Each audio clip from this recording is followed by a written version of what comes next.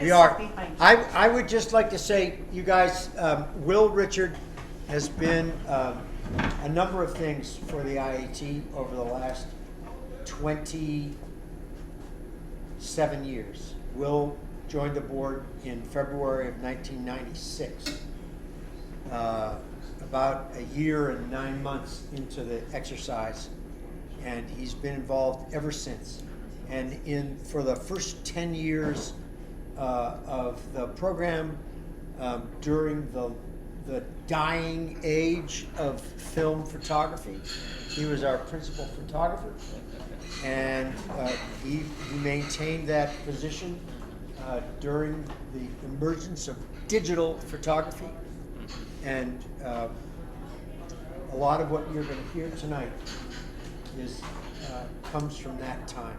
So, Will, take it away. Thank you, Don. Yeah, it was a real problem moving from film photography to digital photography, and there were lots of crossovers, but none of them worked very well. And I have a converter at home now. It doesn't work, so which is kind of standard, par for the course. My presentation, as the title of here, is essentially about the peoples and the places within what I refer to as the Maritime Far Northeast. And the Maritime Far Northeast, if you look at the map behind you, we're looking from Maine up through the Maritimes, up to Nunavut, which is northeastern Canada, over to Greenland, particularly the west coast of Greenland. So, okay, I did some statistical analysis to make the point that geographically, Maine is more a part of Maritime Far Northeast than it is a part of the United States. Only about 5% of the periphery of the state of Maine, including the ocean, is with the United States, and that's with the state of New Hampshire, which is okay because it's my native state.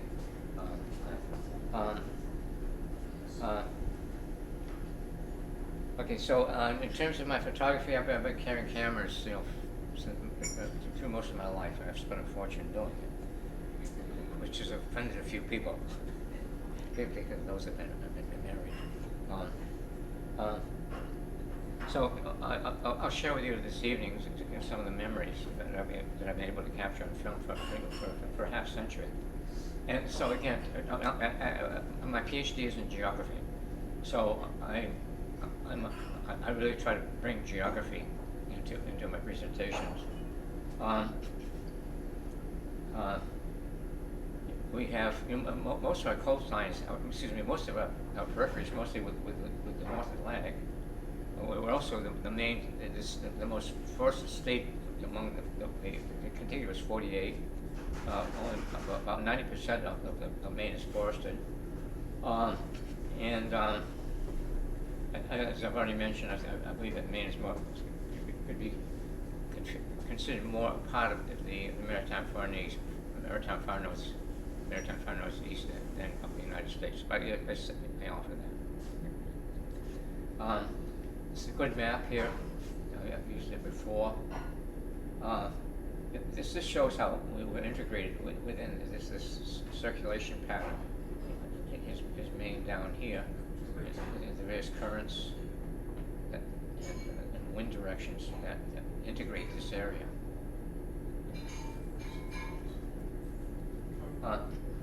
Okay, the guy I work with at the Smithsonian, he suggested, I told him I was doing this, and he suggested that I go through my notes to come up with how many trips I've made. Well, for every trip I made, I have a book of notes. I had 35 books of notes. So I had 35 trips. And so 12 of them were the Smithsonian on the lower North Shore, and then 2 in Labrador, and then 6 in Nunavut, and then 15 to Greenland. I got hooked on Greenland. So, Willard, yep. Has the focus always been the same for each trip, or are they different focuses for each trip? Whatever I came across. I don't know your question. Okay, so it's mostly photography. Yeah. Okay, the principals of the peoples with whom I've been involved. This is Bill Fitzhugh.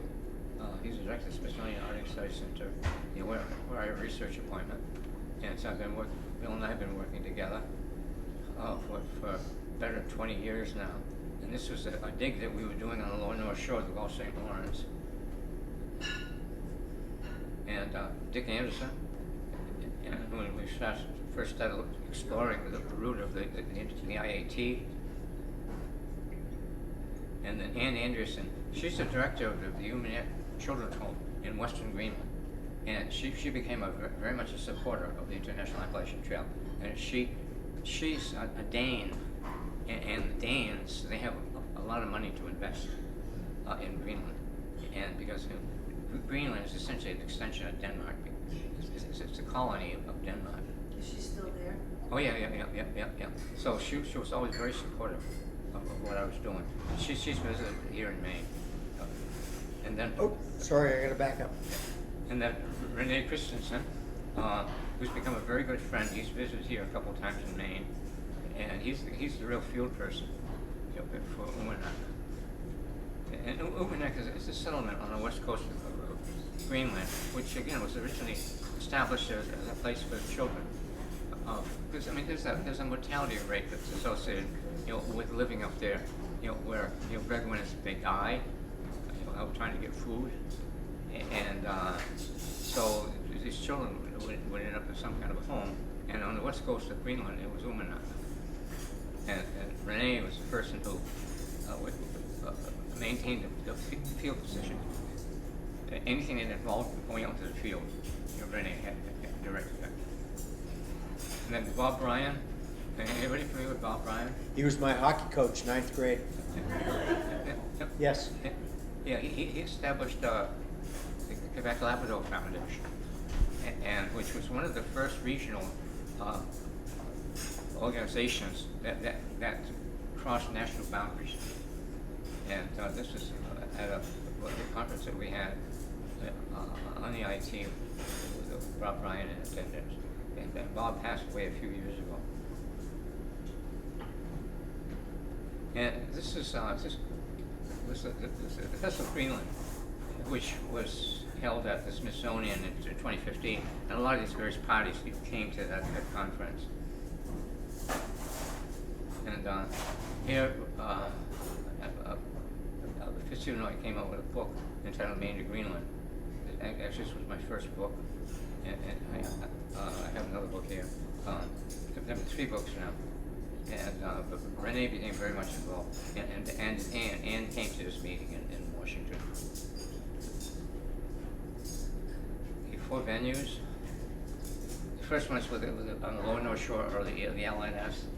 This is where my life in the North began. Bill Fitzhugh.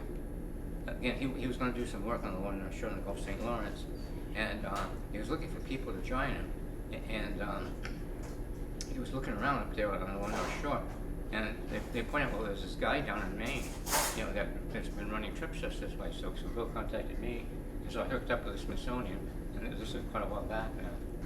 And so I went on to these trips where we established a dig, on the lower North Shore, which was a vast settlement here harbor. And you almost cannot get there from here. And this is a boat. It's a 52-foot longliner called the Pitzela. And this is a skipper, Perry Colburn, from Long Island, Newfoundland. And he's come down. He came down. Actually, came down with his wife to visit here in Maine. And this was our base on the lower North Shore, Harrington Harbor. For 12 years. And this is 1 year, or one crew from 1 year. So every year we have about a dozen people, and many would come up here to Maine, and I'd always have a large car, and so we'd ferry up together up to the lower North Shore. This was our dig site on the lower North Shore, a place called Pear Harbor. This was a Basque site, Basque, and they were, the Danes and the Basques, were primarily responsible for much of the exploration that was done in this part of the world. And here, this is, we found a lot of roof tiles that were made out of clay that were made in Iberia, Portugal, and they could be then exported, and they could be stacked. And there's some pictures here to show you how they're stacked. And so they shipped well. Here we have tiles that have been broken up. This was an excavation that we did on the Lower North Shore, and you can see the concentration, how much of this clay material was there.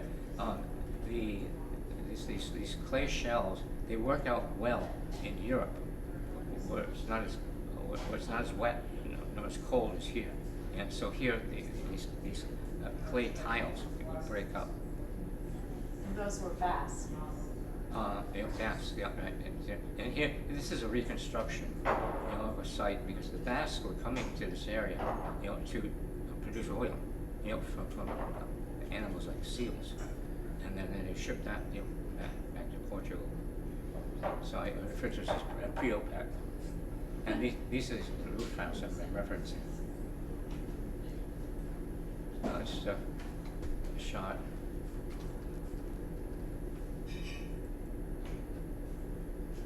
A couple of shots from Labrador. Being that I was on the Lower North Shore, I got involved in going further north into Labrador. And the only way you get into Labrador is by air. And so I went there a number of times. Is that still true? It is. I sat in that town for 10 days waiting for the fog to lift so we could fly out. Okay. I don't know how you got that picture, Will. My memory of Maine is pretty clouded. Yeah, I was there a few times. Yeah. Okay, and this here, this is an old trail that goes up here onto this ridge. And there's this big chert deposit. And this was used by the Indians. Next slide, please. So it made real good cutting tools, spear points, arrowheads.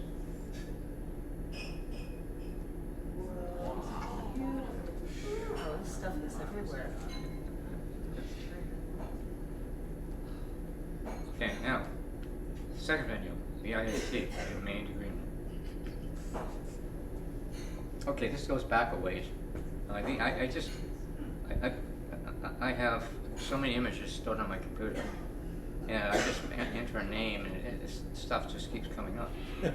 So this was roughly 1996 and 97 when we first started working on the IAT, and this is also at the time when these windmills were going in, up in northern Maine, and so there's a tick there, and you can see the length of those blades, they're massive.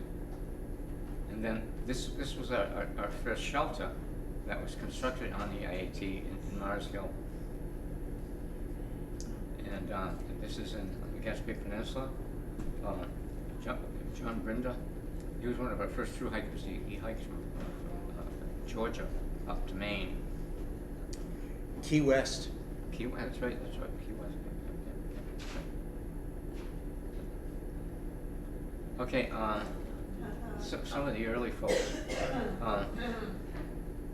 The guy in the center is a Nimble nomad, otherwise his given name is Eberhard. And he was Goes by Sonny. he was an optometrist, and then Earl Schaefer. Earl Schaefer, as I recollect, was the first person to hike the length of the Appalachian Trail. Yes. And here, this is when we were working on extending the trail, and this is where we crossed into Canada. Yep, Dave Rand. And then Cap Bonamy, the Gaspé, in 1999. Some of these people are no longer with us. Yeah, Barry. Yeah. Barry's gone. Yeah. What about from northern Maine? I forgot his name. Tory. Tory. Tory's still with us, but This guy here, he died. yeah. Frank Wibby was a young man, Yeah. and he had a tragic fall. He was a research librarian at the University of Maine in Orono. He was visiting his daughter in Southern California, and he had a tragic fall on a slippery trail, He died before he was 60. Mhm. I mean, it was just tragic, What's his tragic. name? Frank Wibby. And Frank created the first bilingual trail guide that we had. Back when we just had Maine, New Brunswick, and Quebec, Frank wrote the French version of the trail guide, a little pocket guide that we printed. And he had collaborated with a woman who's, I don't think, is Jocelyn there? I don't know if Jocelyn's in the picture. Although this might be Jocelyn. Who's that? This might be Jocelyn. That's Denise Yeah. Zavanyuk, and that is that's Pat. She's married to this guy. They live in Bar Harbor. I think that's Could be. yeah. Frank collaborated with Jocelyn, and they produced the French and English version of the trail guide, going north or going south, French or in English. And then he had that tragic accident. Sad days. Oh, and this guy right here, he was the first guy who walked south from Cap Gaspé. His name is Scott Galloway, and he walked from Cap Gaspé to Key West. And Dick arranged for a meeting with a bunch of notable people from Florida when he got there. I probably wouldn't do it now. I think we went down there for that. Yeah, Dick went down, you probably went down. Yep, yep. Okay. That's where the trail ended. Until it didn't. You can see where it, yeah, you can see sort of why. It's like it's not going any further. That's it. It's a stunning picture. That's Will. These are Will's pictures, yeah. It's amazing. And then Newfoundland screwed the whole thing up when they said, we've got trail too. Okay. Yeah. Moving on to Newfoundland. So Nimble Nomad, otherwise Eberhard. And this is on Isle, Newfoundland. And he sent me a book earlier this year entitled Whispered Shadows and Sunshine. And so there was this one poem in there called Sprouting Wing, and it was small enough, so I inserted it here. So, an earthbound mystery, the strangest thing. Back up, close we to Sprouting Wing. Isle, Newfoundland. There's several of us in that picture. Cliff, you're there, if you're still here. That's Cliff right there. Yours truly, and Feeney, and Sonny. What about? Yeah, that's Arnie Helgeland. Yeah, from Newfoundland. You, Greg Wood. Yeah. Yeah. What a crew. That was the scariest trip I've ever taken in my life. We had to go 14 miles out into the sea in an open boat with no life preservers. That's the way they do it in Newfoundland. If you fall in the water, you're going to die anyway. The life preserver isn't going to help you. Yeah, no, the guy who had the boat was in what they call a floater suit. And the rest of us were like in our skivvies. It was the scariest trip I ever took. And where were you going? We're going out to Belle Isle because that was the end of the IAT. And at the end of that trip, we decided this is the dumbest thing that we could ever do, and Belle Isle came off the list as the end of the IAT. Is that before children? I call it BC. No, it wasn't before children. We had kids, and we were both in the same boat without life preservers. Yeah, no, it's the dumbest thing we ever did. No, absolutely the stupidest thing we ever did. That we can recall. That we can recall. So far. Sorry, this is your presentation machine. No. Paul Jorgensen, I haven't seen him in years. And Well, you're never going to see him again. He's dead. He's passed to the other side. Sorry, Okay. he passed to the other side. Okay. This was kind of a seminal moment because we'd left. Look at all those men in suits. Yeah, we'd left the continent and we were halfway across the North Atlantic in Iceland, and so we all jumped on the bandwagon, and so obviously Dick and U.S. ambassador here. Yeah, And this is the Canadian ambassador, Yeah. and the Norwegian ambassador next to him, and Magni Haugson, right there from Northern Ireland. This guy here. This guy here, interloper, we don't know who he is. Paul Wanazal. This is the retired executive director of the Appalachian Trail, and this guy's another interloper. These two guys we don't know. I bet they're Secret Service. Okay. Yeah, again, this is one of the seminal moments associated with Iceland. Okay, this picture I particularly like. Yeah. Is there any connection on Iceland these days? Yeah. Yeah. Yep. There's 2 sections of trail on Iceland now. Well, just so you guys know though, it's a lie about Iceland, What's a lie? because it didn't exist, but that's okay.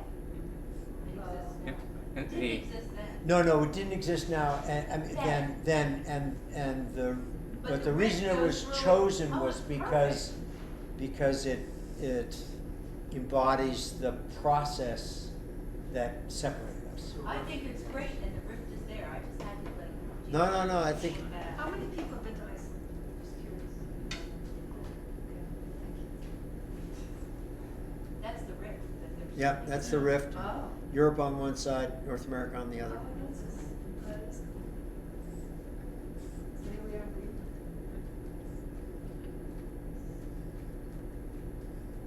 That was one of your early trips, right? Yeah. This was with a crew, from the Umanut Children's Home, so Renee led the trip, and we had a real party. If you could go to the next slide. There were 16 of us, and we In spent. that house? Yeah, right. Yeah. That's gorgeous. Yeah, we slept there. Third venue. Yes. This was a company I had called Outdoor Ventures North. And before I really got started with the Smithsonian, and I hooked up with a guy by the name of Dave Reed, who had a company called Polar Sea Adventures. So we would co-sponsor trips. So I recruit people in the States, you recruit people in Canada, and then we head north in Canada. Okay, this is Aju Peter, or Aya, here.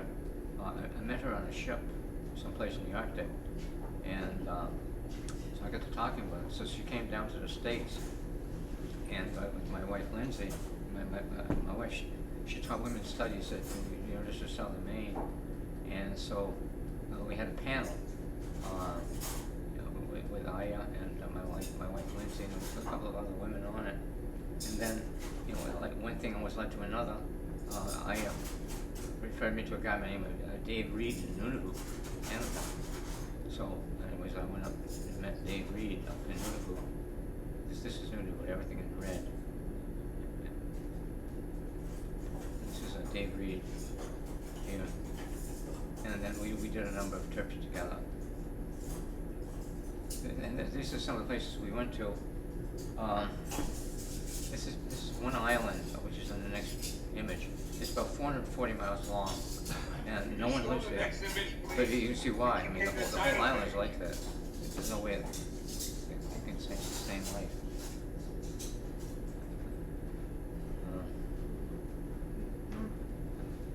It's just really desolate. I keep getting to the title page. Where's the next And image? then,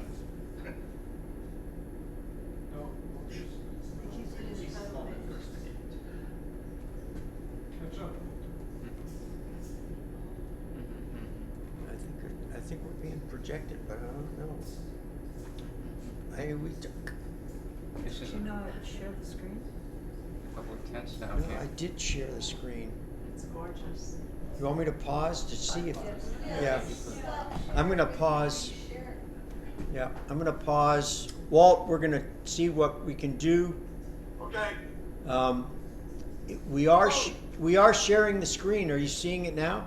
Yes, thank you. Okay, there's no extra cost for that, although Great, all right. I could send you a bill. Yeah, you laugh now, Walt. Coffee. Yeah. I gotta figure out how to restart the thing, but play from the current slide. Walt, do you see the slide with the mountains and the ice? Yes. Great. No, I just See, want to tell you guys, that image I Archive. showed you this morning of the hanging glacier was taken from right there, back up into the mountain behind. You gotta go there before you croak. It's a fantastic place. Probably not there anymore, but, Yeah. This one says Babin Island, 2003. Yes. Good. Yeah, this is a campsite down here, What is that? Right. Oh, your tent? in tents. Okay, and then this is, we're making our way through the terrain, and, I mean, this was all glaciated, and the glaciers have receded, and it's just left this desolate, very sodden landscape, so you really have to watch where you step, because you can really get stuck, as indicated in this next picture. Yep. Oh my gosh. Yeah.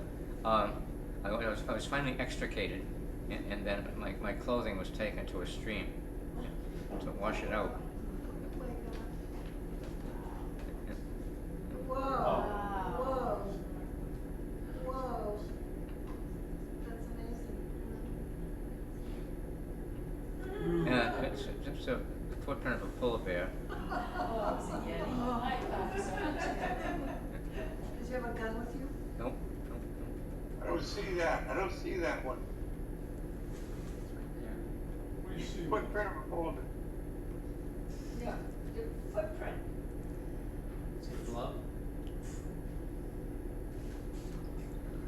Walt, can you see that? I see Babin Island, 2003. Oh dear. North. Maybe stop share and share, stop share, reshare in the upper left instead of share everything, but just go back to PowerPoint. Yes, that's. Okay, we're gonna pause again. Technology is sometimes not our friend. So stop share. Stop share.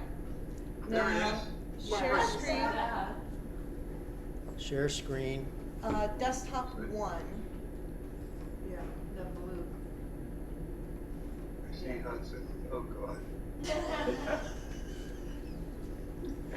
Has he been having an attitude adjustment? No, he acts like he's my degenerate father or something. Yeah, get a So, life, yeah, get a life, Walter. that's Not not- this one. The top one. Yep. Okay. And then, yep, share. Now go back to PowerPoint. We're talking PowerPoint. Okay, There's the footprints. okay, then what? We're not in PowerPoint. Yeah, we are. Where? Stop share. Just go up to the, make PowerPoint the top window. You're in Zoom. Oh, okay. Don, you got There we too much go. clutter. Okay. Play from current slide and make full screen.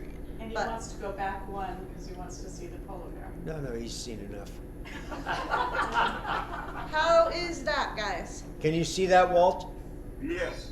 Very good. Yeah, it looks like, Advance, let's see. yeah, that looks like your tracks going across some ice, Yes. very slowly. That's right. Yeah, okay. Now hush, hush. All right. Okay. I'm gonna, can you see the chain? Do you see a bear? Yes. Great, okay, I think we're good. Nope. Oh, yes. Oh, that's Okay, so how Yeah. far Yeah, away? yeah, I had difficulty assembling How them. long? beautiful. About a dozen miles off. Very good. Oh. Well, Yeah. I mean, it's just dangerous doing this because if they don't like what you're doing, Yeah. you're dead. I would not want to be. It looks like Will. Dozen miles off from these. So how far were you from the bear when you took this picture? Maybe 50 yards. Wow, that's pretty Okay, and here, Ellesmere Island, that's the northernmost, the northernmost tip of Canada. And here you have Greenland. So it's just a couple miles between Greenland and Nunavut. So you can see Greenland from Nunavut. So how are you traveling? Uh, I would just hook up on various trips. I get on military flights sometimes. Your name just gets around. I get phone calls from God knows when. I said, "Will, do you want to go to Greenland?" and so I would go. Oh my God. Hey, do you wanna go green? Sure.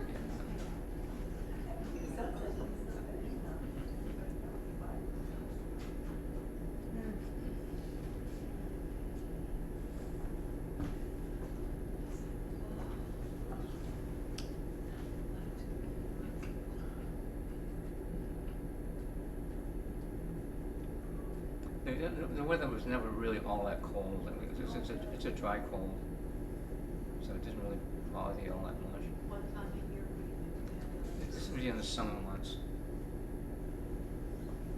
and it never got dark? Yep, right. So Will, is the entire island preserved? See what? The entire island of Ellesmere Island is a preserve? No, just the northern part. Okay. I'd say maybe a fifth of the island.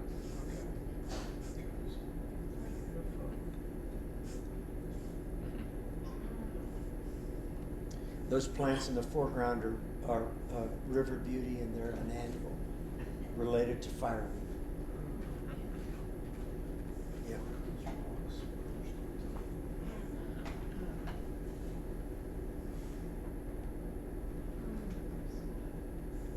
And this is kind of a hodgepodge of pictures up there from different trips that seem to fit in terms of motif.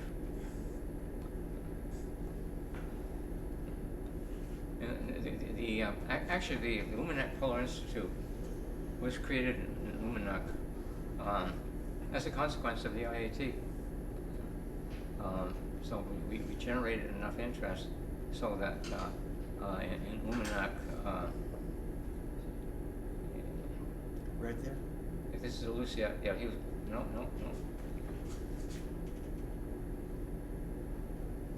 Yeah, okay, right there, so zooming up. And the woman who's the director of the children's home there, she really developed an interest in what we were doing. And so her assistant, this guy named Renee Christensen, started working with us. And so we did a lot of trips, a lot of hikes, and we would take a bunch of children, from the children's home, and we'd wander off on the land in Greenland. And so. Wow. Let me see. Wow. Here's Luminac here, and other settlements which were popular, so Pernavik, Asiat, Lewisett, and in fact I met two people that were from Greenland, from the Lewisett, and I met them at Maine, and we established another whole line of contacts. And Nuuk, down here, that's the capital here, and then down here, this is now Sassuat, and this part of Greenland, they grow a lot of food down here. Greenland is self-sufficient in potatoes, because down here, it's some really fertile fields. And on the East Coast, I mean, there's nothing. Okay. All right, sorry about that. Okay, this was kind of the U.S. entree into Greenland was World War II, and the need for an air base, halfway across the Arctic between Europe and North America, and so Sassuat was established. And this is the airstrip, which is now essentially commercial, and it's the feeder strip for planes that are coming in from North America to Europe. And then from there, there are smaller fixed-wing aircraft, and then it's helicopter. because, I mean, there's this very, the only places where it's flat in Greenland is where there's ice, but it's not advisable, so in many places to land on the ice. So this is the entree here in Nuuk, or north of Nuuk, actually. This is the airstrip in Lewisat, which is the last fixed wing landing strip on the west coast. Here you have to pick up a bit and go further north by way of helicopter. And there are no trees. It's not because they have sheep.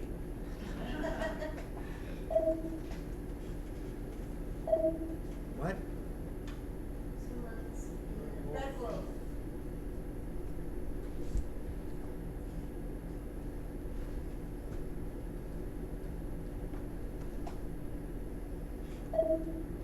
What? It won't let me advance.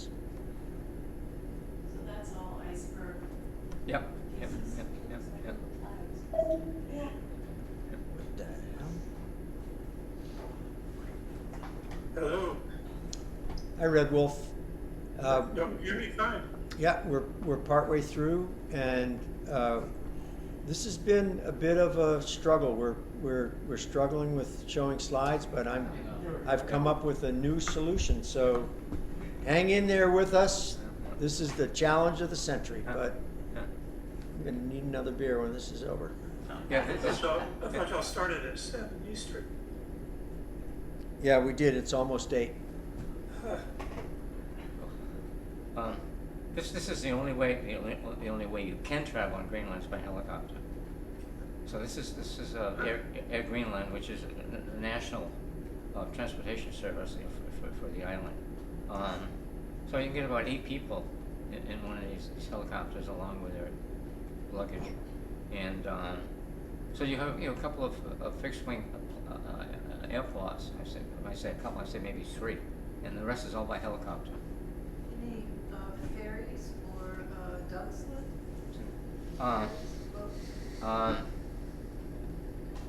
There's very little travel by boats.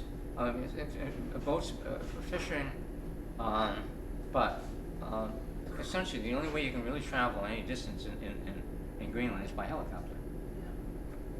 Yeah. This is Uminut, which is where I went many times. Yeah, because they needed to be heated.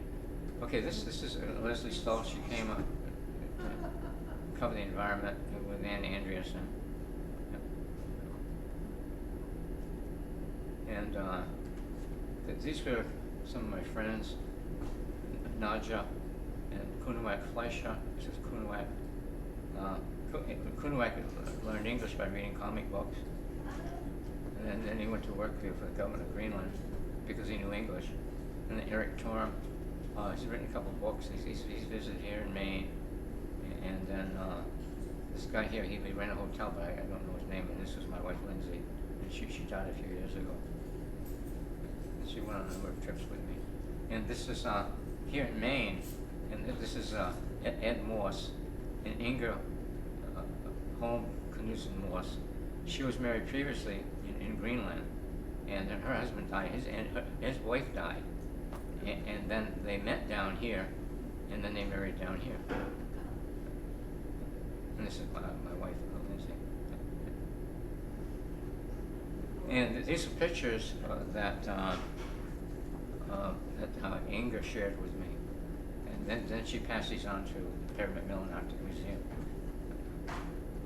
So it's Knut Rasmussen and Peter Freuchen. And Peter Freuchen has got this 1,000-yard stare. Yeah, no, it looks like Rasmussen. Yeah. A little scary. Yeah, but before he went to Greenland, he spent some time in New York City. So maybe that's where it came from. Lower East Side. And this is Inga's family, her father. This is Inga, her mother, and her sister.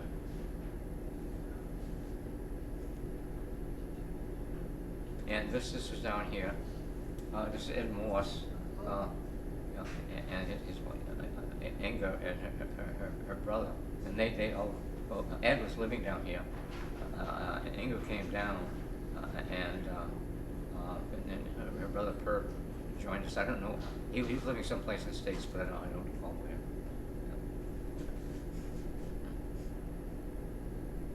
Oops, sorry. No, I'm sorry. Yeah, this is a guy I came across. I was just coming out of a building. I was just fascinated by the way he looked. Yeah. So I took a photograph of him. It's the only time I ever saw him was that one time on this one place in Sicily. Very striking. Nice. Yeah. And I was talking earlier about agriculture, and this is it's southwestern Greenland. Yeah, just down almost to the southern tip of Greenland. Cows.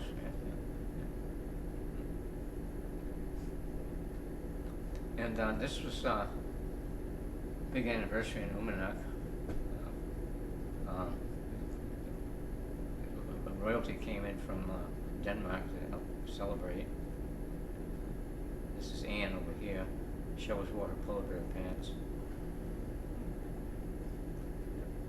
That's a native costume for that island. Yep. And again, this is my wife. Are those sweaters?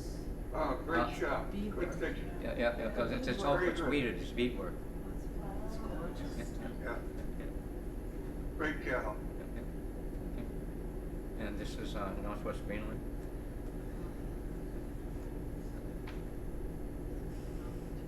And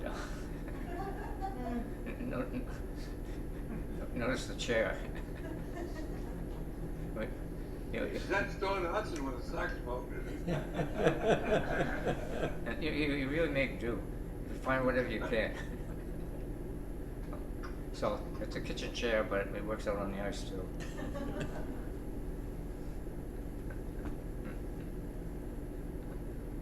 Yeah. How much do those packs weigh? I don't know, Too much. maybe 55 pounds. Yeah. And then there was this award that was established called the UPI Fellowship, and 4 of us were awarded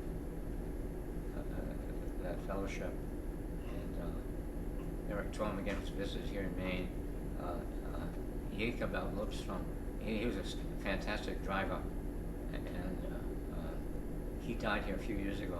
Tobias, I never really had anything to do with him. He was on the business side of things there for Umanak.